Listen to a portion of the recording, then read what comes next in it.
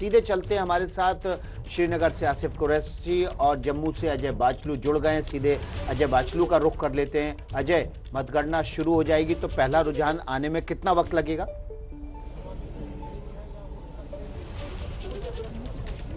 देखिए विकास, अभी थोड़ा समय ही हुआ है, 9 बजे ही ये मतगणना शुरू हुई है, क्योंकि मतगणना बैलेट से हो रही है। ऐसे में हम ये मान के चल रहे हैं कि आधे से पौना घंटा लग सकता है पहला रुझान आने में। हालांकि यहाँ पर जैसे 9 बजे मतगणना शुरू हुई है, हम इस समय जम्मू के गवर्नमेंट पॉलिटेक्निकल कॉलेज में हैं, जहाँ पर जम्मू जिले की काउंटिंग हो रही है। यहाँ पर जो है सुरक्षा के काफी व्यापक इंतजाम किए गए हैं।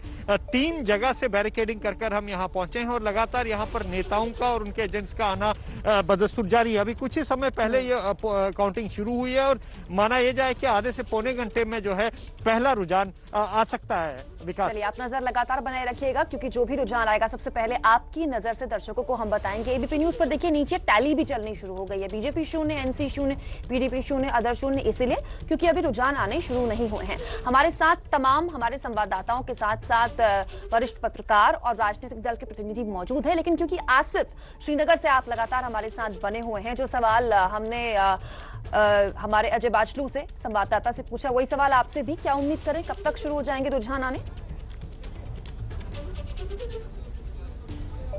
देखिए प्रतिमा, जैसे अजय ने बोला कि जो रुझान है वो आने में थोड़ा सा समय लग सकता है, क्योंकि जिस तरीके का इंतज़ाम निर्वाचन आयोग की तरफ से किया गया है, उनका ये कहना है कि सभी बैलेट्स को 25-25 की गड्डियों में बना के उसके बाद उनकी टैली की जाएगी। यानी उनको जो बैलेट है बैलेट बॉक्स से बाहर निकाल के 25-25 वोट्स की एक गड्डी बनाई जाएगी और फिर टोटल वोट काउंट करके उनको टैली पहले किया जाएगा कि कितने वोट डाले गए थे। उसके बाद ही इसकी काउंटिंग शुरू हो जाएगी। यानी माना यही जा रहा है कि जो पहले जो तैयारी होगी काउंटिंग से पहले, उसमें थोड़ा सा समय लग सकता है, आधा पौना घंटा जैसे अजय ने बोला लग सकता है। और पहला जो ट्रेंड आना शुरू हो जाएगा वो तकरीबन 10 बजे के आसपास आना शुरू हो जाएगा।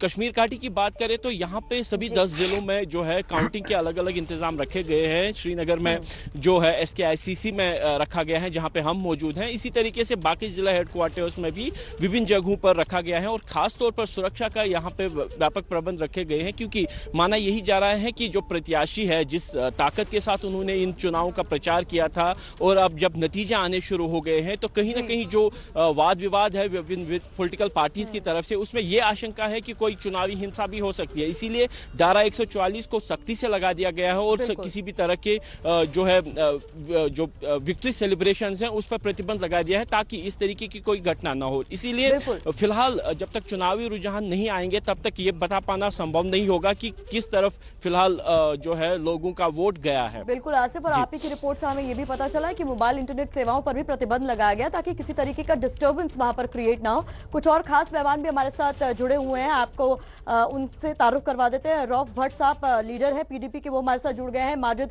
हैदरी जो है वो जर्नलिस्ट है, वो भी हमारे साथ जुड़ गए हैं। गुरु प्रकाश बीजेपी के स्पोक्स पर्सन है। उसके अलावा आपको बता दें प्रदीप सिंह जी जो कि फॉर्मर एडिटर है जनसत्ता के, वो भी हमारे साथ जुड़ गए हैं। प्रदीप जी, किस तरीके से देख रहे हैं इन चुनाव को, क्योंकि 370 हटने के बाद बेहद अहम? बिल्कुल, देखिए ये जम्मू कश्मीर में मुझे लगता है कि राजनीति का नया आगाज़ है, क्योंकि बहुत सी चीज़ें पहली बार हो रही हैं। पहली बार जम्मू कश्मीर एक केंद्र शासित क्षेत्र के रूप में वहाँ चुनाव संपन्न हुए हैं। पहली बार ऐसा हुआ है कि पंचायती राज से संबंधित 73वां संविधान संशोधन वो पूरी तरह से जम्मू कश्मीर में लागू हुआ है। पहली बार जिला विकास परिषद के चुनाव हो रहे हैं और पहली बार जो है पश्चिमी पाकिस्तान से आए शरणार्थी, वाल्मीकि और गोरखा समुदाय के लोगों को वोट देने का मौका मिला है। अभी तक वो सिर्फ लोकसभा चुनाव में वोट दे सकते थे, विधानसभा या दूसरे स्थानीय निकाय चुनावों में उनको वोट देने का अधिकार नहीं था। तो और उसके अलावा पहली बार ऐसा हो रहा है कि जम्मू कश्मीर, जहां कुछ साल पहले तक भारतीय जनता पार्टी एक फ्रिंज की पार्टी थी, खासतौर से जम्मू के क्षेत्र तक कुछ सिमटी हुई थी, वो चुनाव लड़ रही है। उसके खिलाफ जम्मू कश्मीर के सारे क्षेत्रीय दल इकट्ठा होकर चुनाव लड़ रहे हैं। ये जम्मू कश्मीर की राजनीति को एक नई दिशा दे सकती है।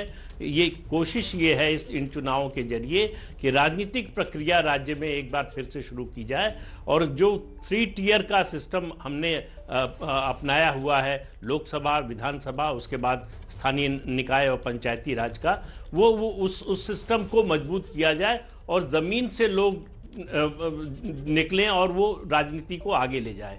तो जो राजनीति पिछले 70-72 साल चली है जम्मू कश्मीर में, उससे अलग उस राजनीति का कितना अब लोगों में मान रह जाएगा, कितना जनाधार रह जाएगा, ये चुनाव उसका एक संकेत देंगे। जी प्रदीप जी, हमारे साथ तमाम मेहमान बने हुए हैं, हम उन मेहमानों के पास जाएंगे, लेकिन उससे पहले एक बड़ी खबर आ रही है। जम्मू कश्मीर के बीजेपी अध्यक्ष रविंद्र रैना ने एक बड़ा दावा किया है। जम्मू कश्मीर बीजेपी के अध्यक्ष रविंद्र रैना ने दावा किया है कि इस बार हम बेहतरीन प्रदर्शन करने जा रहे हैं। धारा 370 हटने के बाद पहली बार लोकतांत्रिक प्रक्रिया के तहत चुनाव हो रहे हैं। इस लोकतांत्रिक प्रक्रिया में पहले चुनाव डीडीसी के चुनाव हो रहे हैं, यानी कि पंचायत स्तर के चुनाव हो रहे हैं। 280 सीटों पर यह चुनाव हो रहा है। रविंद्र रैना ने क्या कहा है, सुनवाते हैं आपको। जम्मू संभाग के अंदर भारतीय जनता पार्टी इन चुनावों में बम्पर वोटों के साथ जीतेगी। कश्मीर घाटी के अंदर भी भारतीय जनता पार्टी का कमल का फूल खिलेगा। जम्मू संभाग के अंदर 70 से 80 सीटें भारतीय जनता पार्टी अवश्य जीतेगी, और वहीं कश्मीर घाटी में जहां भारतीय जनता पार्टी का कमल का फूल खिलेगा, वहीं भारतीय जनता पार्टी के समर्थित 30 से 40 आजाद उम्मीदवार, इंडिपेंडेंट कैंडिडेट्स भी कश्मीर घाटी में जीतेंगे। भारतीय जनता पार्टी पहली बार हो रहे जम्मू कश्मीर के अंदर जिला परिषद के चुनावों में बम्पर वोटों के साथ भारतीय जनता पार्टी की जीत होगी। रुझान आने शुरू हुए नहीं, लेकिन बीजेपी उत्साहित है, कहते हुए कि जम्मू से निकलकर अब का दायरा कश्मीर तक उसका पड़ेगा। हमारे साथ हमारे पैनल में दिनेश एन मल्होत्रा, जो कि राजनीतिक विश्लेषक हैं, वो भी जुड़ चुके हैं। आप सभी से होगी चर्चा। तो जम्मू कश्मीर में जमहूरियत की जड़ें और मजबूत किस तरह से हुई हैं, इसके रुझान कुछ देर आने शुरू हो जाएंगे। माजिद हैदरी साहब हमारे साथ मौजूद हैं। माजिद साहब, आप तो जम्मू कश्मीर को भीतर से समझते हैं, जानते हैं कि पहली बार हुआ है कि बीजेपी वर्सेस ऑल हो जाए। मैं खास तौर पर कश्मीर में जानना चाहती हूं कि मूड आप क्या समझे। जी देखिए मैडम, सबसे पहले जो ये आज जो चुनाव की प्रतिक्रिया कंप्लीट हो रही है, उसमें एक चीज थी कि ये माननीय प्रधानमंत्री जी ने जो एक वादा किया था नया कश्मीर, ये उसकी पहली कड़ी के तरीके से देखा जा रहा है। और इसमें सबसे ज्यादा जो मेहनत इस इलेक्शन में की, मैं बीजेपी के खिलाफ बोलूंगा, लेकिन एक चीज पे तारीफ करूंगा कि जो सैयद शहनवाज हुसैन साहब ने कश्मीर में इसके लिए प्रचार किया, इस चुनाव के लिए पिछले 1-1.5 महीने से, उतना प्रचार आज तक किसी पार्टी के किसी भी लीडर ने नहीं किया होगा पिछले 70 वर्षों में जम्मू कश्मीर में।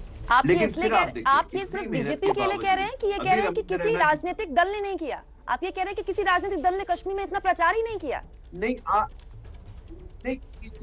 किसी राजनीतिक दल ने इस इलेक्शन में इतनी मेहनत नहीं की जितनी एक अकेले शहनवाज हुसैन ने की। कश्मीर के एक एक कोने में गए, वो कुपवाड़ा से लेके कुलगाम, नॉर्थ कश्मीर से लेके साउथ कश्मीर तक गए।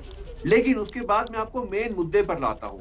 मेन मुद्दा यह है जो रविंद्र रैना जी ने अभी आपके चैनल को ही बताया। रविंद्र रैना जी ने कहा कि हम तो बम्पर विक्ट्री लेकर के आ रहे हैं, और किससे लेकर के आ रहे हैं? बोला 70 से 80 सीटें हम जम्मू में जीतेंगे। जहां 140 सीटें, वहां ये अभी बता रहे कि हम 50% सीटें ही जीतेंगे। और कश्मीर के बारे में क्या कहा? कश्मीर के बारे में बड़ी अजीब बात कह दी, कहा जो इंडिपेंडेंट है वो हमारे हैं। भाई इंडिपेंडेंट भाजपा का कैसे हो गया, मुझे आप पहले ये बता दीजिए। इन लोगों को, भाजपा को इस दफा ये इलेक्शन हारना है। अगर ये सच्ची तरीके से इलेक्शन हुआ, ये हारना है, क्योंकि जिस देश में किसान खुश नहीं हो वहां कमल कभी नहीं खिल सकता। कोई सब्जी नहीं उग सकती, कोई अनाज नहीं उग सकता जिस देश का किसान खुश ना हो। आज भाजपा को किसानों का श्राप लग चुका है। आज भाजपा की जीत की कोई चांस नहीं है, और उसका आपकी ही हमारे साथ पीडीपी के नेता भी जुड़े हुए हैं। राव भट्ट साहब हमारे साथ जुड़े हुए हैं। ये बताइए कि अभी तो रुझान आने भी शुरू नहीं हुए। जिस तरीके से 370 हटा तो महबूबा मुफ्ती और गुपकार गठबंधन ने हुंकार भरी, 370 हट गया है तो बीजेपी का सफाया हो जाएगा, लेकिन अभी रुझान नहीं आया। उससे पहले महबूबा मुफ्ती कह रही है कि बीजेपी नतीजों में हेरफेर करने वाली है।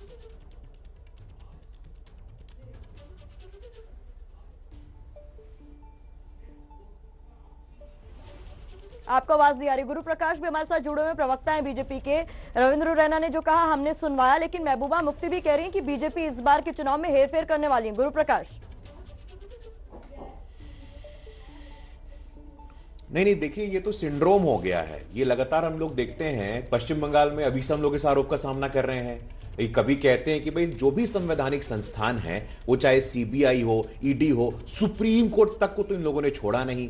चुनाव आयोग जो कि एक संवैधानिक संस्थान है, अभी से ही भाई नतीजे आने का वेट कर लो, उसके बाद आरोप प्रत्यारोप का गेम खेलना आप लोग। अभी तो कम से कम इस बात की खुशी मनाइए आप लोग कि लोकतंत्र के डिसेंट्रलाइजेशन का सेलिब्रेशन होना चाहिए। अभी डेमोक्रेटिक डिसेंट्रलाइजेशन का ये रिमार्केबल मूवमेंट है कश्मीर के इतिहास में। और मेरे जो कश्मीर के भाई बैठे हैं वो मानेंगे इस बात को। जिस प्रकार कुपवाड़ा में, अनंतनाग में 70% से अधिक का मतदान हुआ है, एक देश के नागरिक के नाते मैं बहुत खुश हूं इस बात से। बहुत ही बड़ा ये अद्भुत और अविस्मरणीय कदम है। और जहां तक चुनाव के नतीजों की बात है, हम लोग आश्वस्त हैं कि जम्मू कश्मीर की जनता ने हमें अपना आशीर्वाद देने का मन बनाया है। कुछ देर में दूध का दूध और पानी का पानी हो जाएगा। जी गुरु प्रकाश, आप बने रहिए हमारे साथ। लौट कर आएंगे तो हम जानेंगे कि क्यों जम्मू कश्मीर में किसान का वोट नहीं मिला, जैसा माजिद हैदरी ने कहा है। हमारे साथ तमाम खास मेहमान बने हुए हैं, उनका भी रुख करेंगे। लेकिन इस बीच एक बड़ी खबर आ रही है। महबूबा मुफ्ती ने कहा है कि ये जो डीडीसी के चुनाव हैं, इसमें बीजेपी ने गड़बड़ी की है। इस वक्त की बड़ी खबर है, महबूबा मुफ्ती ने चुनाव के नतीजे आने से पहले ही बड़ा आरोप लगाया है। जम्मू कश्मीर में चल रही चुनाव नतीजों गिनती के दौरान महबूबा मुफ्ती ने ट्वीट करके आरोप लगाया है कि बीजेपी जम्मू कश्मीर में गड़बड़ी कर सकती है। महबूबा ने बीजेपी पर गड़बड़ी का शक जताया है। महबूबा ने जम्मू कश्मीर में लोकतंत्र का मर्डर कर सकती बीजेपी, ये बात भी कही है। हमारे साथ तमाम मेहमान बने हुए हैं। जम्मू कश्मीर में इस वक्त वोट काउंटिंग चल रही है। काउंटिंग के नतीजे देर से आने की संभावना बनी हुई है, क्योंकि इस बार जो वोटिंग है वो बेहद जो काउंटिंग है वो धीमे होगी, क्योंकि ईवीएम के बजाय इस बार बैलेट पेपर का इस्तेमाल हुआ है। हमारे साथ तमाम मेहमान बने हुए हैं। गुरु प्रकाश बीजेपी से जुड़े हुए हैं, इसके अलावा पीडीपी से राउफ भट्ट जुड़े हुए हैं, माजिद हैदरी जुड़े हुए हैं।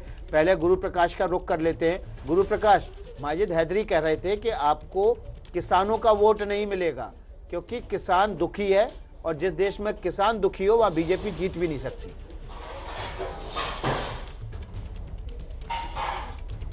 नहीं, देखिए ऐसा है कि अभी पिछले कुछ दिनों में जब से आंदोलन चल रहा है, तब से असम में स्थानीय चुनाव हुआ, गोवा में स्थानीय चुनाव हुआ, केरल में स्थानीय चुनाव हुआ, हैदराबाद में स्थानीय चुनाव हुआ। यदि चुनाव ही मापदंड है हमारी स्वीकार्यता का, तो भरपूर मात्रा में हमें जनादेश मिल रहा है। माजिद भाई सुन लीजिए, आप भी लगातार निरंतर लोगों ने इस कानून को सराहा है। लेकिन अभी डिबेट इस कानून पे नहीं है, इसलिए मैं उस पर जाऊंगा नहीं, विषयांतर नहीं होऊंगा। लेकिन आपको भी इस बात की जानकारी होनी चाहिए, यू शुड सेलिब्रेट ये जो लोकतंत्र का महापर्व। और जिस प्रकार से बड़ी संख्या में, क्या युवा, क्या महिलाएं, क्या वृद्ध, जिस बड़ी संख्या में लोग आकर के लोकतंत्र के महापर्व को मनाया है, ये काबिले तारीफ है और हम लोग आश्वस्त हैं। देखिए जम्मू कश्मीर की जनता ने देखा है, जैसा कुशासन, परिवारवाद, वंशवाद, भ्रष्टाचार निरंतर रोशनी स्कैम के माध्यम से इन लोगों ने किया हो। कुछ परिवारों के बीच में सिमट के रह गई थी सत्ता। इस सत्ता का विकेंद्रीकरण प्रारंभ हो गया है, और एक देश के नागरिक के होने के नाते, एक पार्टी के कार्यकर्ता होने के नाते, ये बहुत ही अद्भुत और एक अविस्मरणीय क्षण है।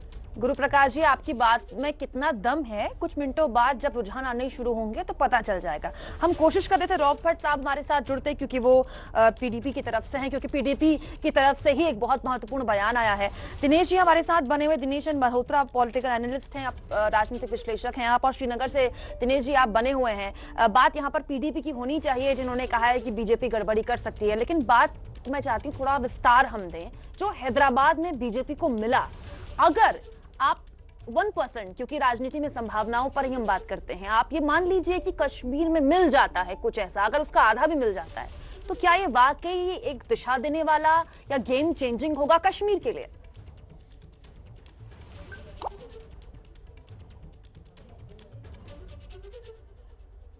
जी,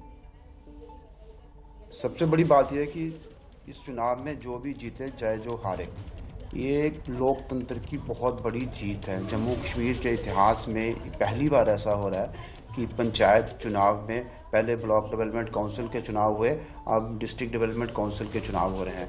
ये चुनाव हार जीत इसमें मैटर नहीं करती, इसमें मैटर करती है कि आपने अल्टीमेटली डिसेंट्रलाइजेशन ऑफ पावर का जो प्रोसेस है वो शुरू किया है। जम्मू कश्मीर के लोगों के लिए सचमुच एक अजीब बात है, लोगों को ये पता नहीं था कि ये चुनाव भी होते हैं। देश में हर जगह 3 टायर पंचायती राज सिस्टम सेट किया गया, डिसेंट्रलाइजेशन ऑफ पावर की गई, एम्पावरमेंट ऑफ लोगों को किया गया, लेकिन अनफॉर्चुनेटली जम्मू कश्मीर के लोगों को डेमोक्रेसी के इस मतलब ग्रास रूट लेवल की डेमोक्रेसी का कभी फायदा ही नहीं मिला। और अब जब ये प्रधानमंत्री ने ये प्रॉमिस किया था कि हम यहाँ पे 3 टायर पंचायती राज सिस्टम सेटल करेंगे, 73rd और 74th अमेंडमेंट जो इंडियन कॉन्स्टिट्यूशन किया है उसको इम्प्लीमेंट करेंगे, तो ये बहुत बड़ी, मैं ये कहता हूँ कि माइलस्टोन होगा जम्मू कश्मीर की पॉलिटिकल हिस्ट्री में। Being a student of political science और एक पॉलिटिकल एनालिसिस, मुझे लगता है कि ये बहुत एक टर्निंग पॉइंट होगा जम्मू कश्मीर के इतिहास में। और इसमें जम्मू कश्मीर में जो पीस, हम पीस के लिए जो प्रयास कर रहे हैं लोग, पीस एस्टेब्लिश करने के लिए, उसमें ये एक बहुत बड़ा एक पॉजिटिव स्टेप होगा। बिल्कुल, अभी रुझान आने का इंतजार भी हम लगातार कर रहे हैं। रुझान आएंगे तो स्थिति काफी हद तक साफ होनी शुरू भी हो जाएगी। प्रदीप सिंह जी जो कि वरिष्ठ पत्रकार हमारे साथ लगातार बने हुए हैं। प्रदीप सर, जिस तरीके से महबूबा मुफ्ती का ट्वीट आता है वो भी रुझान आने से बिल्कुल पहले, उससे पहले तो आप हुंकार भरते रहे लगातार, 370 का हवाला देते रहे कि 370 हटाने के बाद बीजेपी तो साफ हो जाएगी क्योंकि हमारे अधिकार हमसे छीन लिए गए, सब कुछ हमसे छीन लिया गया। और उसके बाद ये ट्वीट, ये किस तरीके का पैनिक है, ये क्या बताता है? ये एक तरह का फ्रस्ट्रेशन है। देखिए, ये चुनाव जो है, इन चुनावों के नतीजे जम्मू कश्मीर की भावी राजनीति का दिशा सूचक होंगे कि आगे जम्मू कश्मीर की राजनीति किस दिशा में जाएगी। कौन जीतेगा कौन हारेगा, मैं इस दावे में और प्रति दावे में नहीं पड़ना चाहता। वो राजनीतिक दलों का काम है, वो दावा करें, वो जीत रहे हैं, वो हार रहे हैं। लेकिन एक बात ये है कि जम्मू कश्मीर के लोगों को पहली बार इस बात का एहसास हो रहा है कि अपने ज़िले के विकास की योजना बनाएंगे। उनके ज़िले में क्या काम होना चाहिए ये तय करने का अधिकार उनके प्रतिनिधियों को मिलने जा रहा है इस डीडीसी चुनाव के जरिए। तो ये बहुत बड़ा एम्पावरमेंट है, क्योंकि देखिए, राज्य के स्तर पर, देश के स्तर पर नीतियां बनती हैं, कार्यक्रम बनते हैं, लागू होते हैं, वो सब ठीक है, लेकिन जिला स्तर पर, स्थानीय स्तर पर जो होता है वो लोगों की रोजमर्रा की जिंदगी को प्रभावित करता है। सबसे ज्यादा सरोकार उनका उसी से होता है कि सड़क है कि नहीं, नाली है कि नहीं, स्कूल है कि नहीं, जाने का रास्ता है कि नहीं, पीने का पानी मिल रहा है कि नहीं, सफाई है कि नहीं, बिजली आ रही है कि नहीं। ये सब चीज़ें वो अब जम्मू कश्मीर के लोग पहली बार जो है, ये पंचायती राज सिस्टम लागू होने के बाद से जम्मू कश्मीर के लोगों को ये एम्पावरमेंट मिल रहा है कि वो अपने क्षेत्र के विकास के बारे में खुद फैसला करें। इससे पहले डिस्ट्रिक्ट डेवलपमेंट बोर्ड होते थे जिसमें एमएलए और एमपी होते थे, अधिकारी होते थे, वो फैसला करते थे। अब पैसा सीधे डिस्ट्रिक्ट डेवलपमेंट काउंसिल को जाएगा, वो खर्च करने का फैसला करेगी किस मद में कितना और कहाँ खर्च करना है। एक बात है। दूसरा जो महबूबा जी का बयान है, देखिए, इस पूरे चुनाव में नेशनल कॉन्फ्रेंस और पीडीपी जो मुख्य धारा की 2 पार्टियां हैं जम्मू कश्मीर की, इनके बड़े नेता चुनाव प्रचार तक के लिए नहीं निकले। पहले इनके मन में आशंका थी कि चुनाव में शामिल हों या नहीं हों, लेकिन फिर इनको लगा कि ऐसा ना हो कि चुनाव का बायकॉट करें और हमारी हालत जिस तरह से हुर्रियत कॉन्फ्रेंस की हुई, राजनीतिक स्थिति हुई, वैसी हो जाए। तो ये आधे मन से चुनाव लड़े भी, नहीं भी लड़े, और सब एक साथ आए। तो इससे एक संदेश तो जम्मू कश्मीर के लोगों के बीच में गया है कि अब जो है, इनकी जो राजनीतिक स्थिति थी उसमें बदलाव आने जा रहा है। कितना आएगा, कैसा आएगा, ये नतीजे बताएंगे।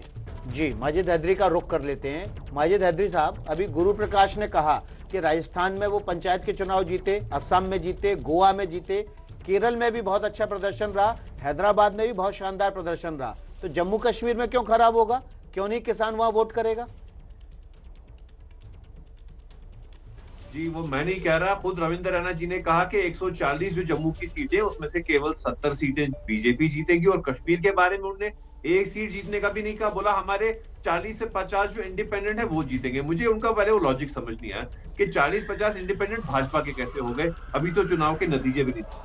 और दूसरी चीज देखिए, इस चुनाव में ईमानदारी होनी चाहिए थी, क्योंकि ये 1987 का रिपीट नहीं होना चाहिए था। अगर ये प्रधानमंत्री जी ने कहा ये नया कश्मीर है तो माजिद यहाँ अहदी वो साहब, मैं आपको 1987 बीच में रोकूंगा। नहीं इस होना वक्त चाहिए, पहले जिससे रुझान आ गए भी- हैं। पहले और जिस रुझान वजह से मिली- डीडीसी चुनाव के आए हैं। बीजेपी 3 सीटों पर, पीडीपी 3 सीटों पर और एनसीपी 4 सीटों पर आगे चल रही है। डीडीसी के 280 सीटों के चुनाव के पहले रुझान सामने आए। बीजेपी 3 सीटों पर, पीडीपी 3 सीटों पर और एनसी 4 सीटों पर आगे चल रही है। इस वक्त की बड़ी खबर है जम्मू कश्मीर में पहले रुझान में ही बीजेपी ने अभी खाता खोला 3 सीटों के साथ, एनसी ने 4 सीटों के साथ, पीडीपी में 3 सीटों के साथ और अन्य 8 सीटों पर आगे चल रहे हैं। इस वक्त की बड़ी खबर। सबसे बड़ा टेक जो शुरुआती रुझान में है वो ये देखिए, अदर यानी कि जो इंडिपेंडेंट हैं वो 8 हैं।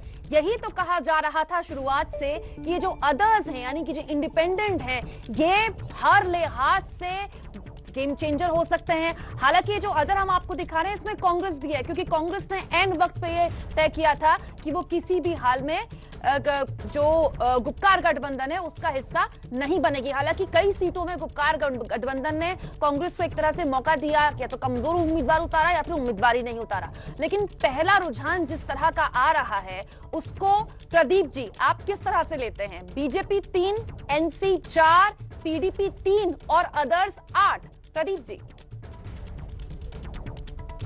ये अदर्स का आंकड़ा ही जो है वो एक संकेत दे रहा है भविष्य की राजनीति का जम्मू कश्मीर की, क्योंकि जो मुख्य धारा की पार्टियां हैं उनसे लोग उबे हुए हैं, एक बदलाव चाहते हैं। और बदलाव ये जो इंडिपेंडेंट हैं, जो स्थानीय लोग हैं, जिनका किसी राजनीतिक दल से उस तरह का जुड़ाव नहीं है, जो किसी राजनीतिक दल से जुड़े हुए नहीं थे, वो लोग हैं, स्थानीय लोग हैं जो अपनी लोकप्रियता पर स्थानीय लोगों से संबंध के कारण ये जीतते हुए या आगे, अभी जीतते हुए तो नहीं कहेंगे, आगे बढ़ते हुए नजर आ रहे हैं। तो ऐसे में अगर ये संख्या बड़ी होती है तो ये एक नया जो है नई शुरुआत होगी जम्मू कश्मीर की राजनीति में। इसका मतलब है कि ये जो गुपकार गठबंधन है इसको लोग, अभी बहुत जल्दी है ये कहना, लेकिन शायद उसके बारे में एक पुनर्विचार लोगों के मन में है कि इन पार्टियों ने हमारा 70 सालों में बहुत भला नहीं किया, हमको जितनी अपेक्षा थी उस तरह का इन्होंने काम नहीं किया। तो ये एक परिवर्तन, सोच में बदलाव, उसका संकेत है। जी, आपको एक बार फिर से वो रुझान बता देते हैं जो शुरुआती रुझान हुआ है उसके मुताबिक बीजेपी 3 सीटों पर अभी आगे चल रही है, नेशनल कॉन्फ्रेंस 4 सीटों पर आगे चल रही है, पीडीपी 3 सीटों पर आगे चल रही है और जो 8 आपको अन्य के खाते में दिखाई दे रहे हैं उनमें अपनी पार्टी, पैंथर्स और कांग्रेस वो पार्टियां हैं जो अन्य में हैं। इसी पर बात कर लेते हैं, गुरु प्रकाश हमारे साथ जुड़े हुए हैं बीजेपी से। गुरु प्रकाश, आपका रुख करूंगी कि बड़ी खबर यही है कि डीडीसी चुनाव के लिए वोटों की गिनती लगातार जारी है जम्मू कश्मीर में और इसी को लेकर अभी का जो सबसे बड़ा अपडेट है एक बार फिर से आपके सामने रख देते हैं। जो रुझान है वो सामने आने शुरू हो गए। टीवी स्क्रीन पर आप नीचे देख सकते हैं बीजेपी 3, गुपकार 7, कांग्रेस 1 और अन्य के खाते में 7। यानी ये शुरुआती रुझान, हम ये नहीं कह रहे हैं कि इन सीटों पर जीत दर्ज कर ली गई है, लेकिन इन इतनी सीटों पर ये तमाम पार्टियां आगे चल रही हैं। जो गुपकार अलायंस है वो 7 सीटों पर इस वक्त आगे चल रहा है, बीजेपी 3 पर, कांग्रेस 1 पर और अन्य के खाते में 7 सीटें। और इसी पर ज्यादा अपडेट के लिए एक बार रुक कर लेते हैं आसिफ कुरैशी का जो फोन लाइन पर हमारे साथ जुड़ गए। आसिफ, बताइए अभी का ताजा अपडेट। देखिए, जिस तरीके से अभी जो ट्रेंड्स हैं, जो इनिशियल ट्रेंड्स हैं, अभी फर्स्ट राउंड भी मुकम्मल नहीं हुआ है पूरी तरीके से, लेकिन जो ट्रेंड्स आई हैं उसके अनुसार जो आ रहा है कि इसमें एनसी को 4 सीटों पर बढ़त हासिल है, पीडीपी को 3 सीटों पर बढ़त हासिल है, इसलिए गुपकार अलायंस को 7 सीटों पर बढ़त दिखाई जा रही है, जबकि बीजेपी की 3 जगहों पर बढ़त की बात सामने आई है, जो कि तीनों जम्मू क्षेत्र से है। कश्मीर में कहीं पे भी बीजेपी फिलहाल बढ़त में नहीं है, जबकि जम्मू कश्मीर अपनी पार्टी जो है वो 2 जगह पे, जबकि निर्दलीय उम्मीदवार 4 जगहों पर भी आगे हैं। जम्मू से पैंथर्स पार्टी के 1 जगह पे सामने आगे होने की बात है, जबकि उत्तरी कश्मीर के कुपवारा में पीपुल्स पार्टी भी एक उम्मीदवार के आगे होने की बात हो रही है। लेकिन कुल मिला के अभी इस पे कोई नतीजा निकालना जल्दबाजी होगी, क्योंकि ये अभी पहला ही चरण है और शुरुआती रुझान है, जिसमें फिलहाल पीपुल्स अलायंस, जो गुपकार अलायंस है, वो 7 सीटों पर आगे हैं, जबकि बीजेपी भी 3 सीटों पर आगे है। यानी कहीं ना कहीं जो टक्कर है वो बराबर की ही रहेगी, लेकिन फिलहाल ये बता पाना मुश्किल होगा कि कौन सी पार्टी मैदान मार देगी। लेकिन जो पहला ट्रेंड जो सामने आया है उसमें गुपकार अलायंस, कश्मीर घाटी में बढ़त बनाए हुए हैं। जी, तो बहुत बहुत शुक्रिया आपका। जैसा कि बताया जा रहा था कि और दावा भी किया गया था बीजेपी की तरफ से कि जम्मू रीजन में उसका वर्चस्व रहने वाला है, जबकि श्रीनगर रीजन में भी उनके आज़ाद उम्मीदवार, समर्थित आज़ाद उम्मीदवार ज़्यादा जीतेंगे। हम सीधे गुरु प्रकाश का रुख करते हैं। गुरु प्रकाश, जैसा कि दावा किया गया आपकी पार्टी के अध्यक्ष की तरफ से, उसी तरफ जा रहा है मामला। आपको जम्मू में तो बढ़त मिलती दिख रही है, लेकिन कश्मीर रीजन में आप साफ हैं।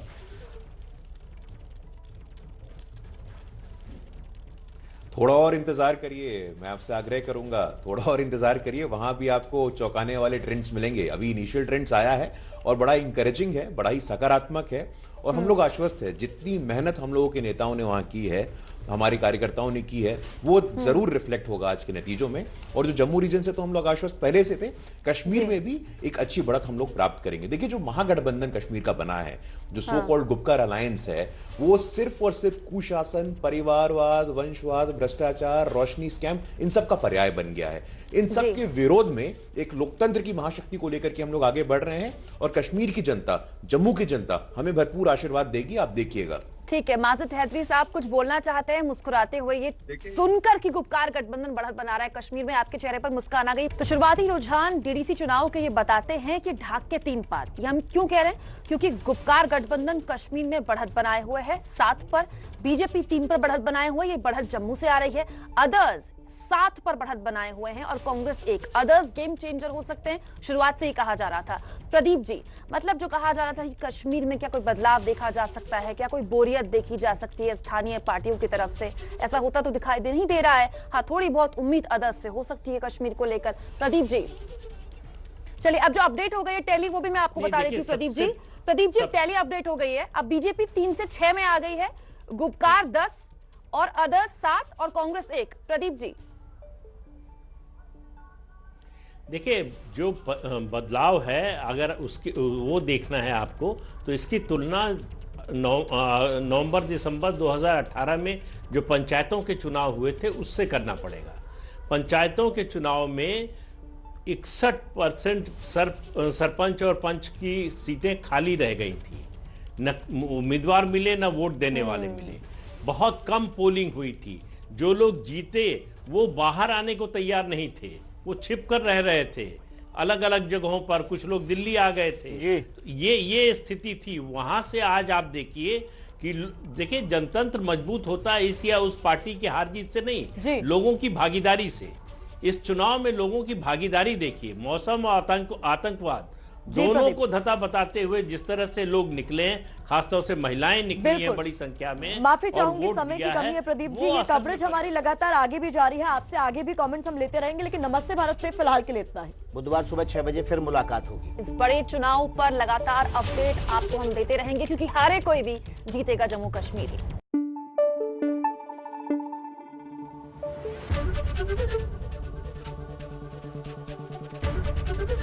एबीपी न्यूज आपको रखे आगे।